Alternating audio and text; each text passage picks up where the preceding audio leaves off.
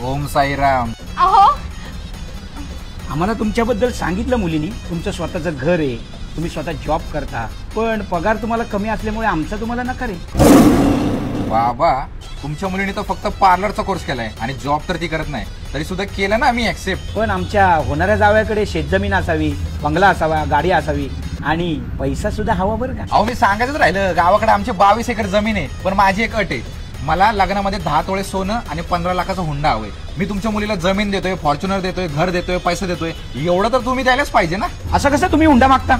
सोन्यासारखी मुलगी देतोय ना तुम्हाला. अहो मग मी काय प्लास्टिकचा आहे का? आणि बाबा मला पण एक खबर लागली, जेव्हा तुमचं लग्न ठरलं होतं तेव्हा तुम्ही 10वी नापास होते आणि जॉब तर करतच नव्हते, तरी सुद्धा तुम्ही सासरवाडीकडून 4 लाखाचा हुंडा घेतला ना. आणि तुमचं लग्न पण झालं, सेटल झाले. मी पण होईल की हळूहळू सेट.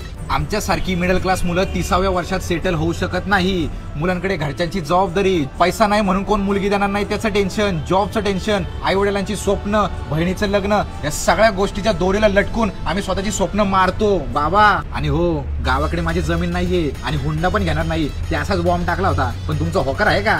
जावय बापू, लागा तयारीला. आम्हा आता कशाचं टेन्शन घेऊ नका. आपल्या भाऊंचं स्वतःचं मंगल कार्यालय आणि केटरिंगचा पण बिझनेस आहे, सगळं फ्री मध्ये होऊन जाईल. आणि सिस्टीम तर मी लावलंच, माहिती ना मग असं नुसतं झापूक झुपूक झापूक झुपूक. चला येऊ का? ओम साईराम.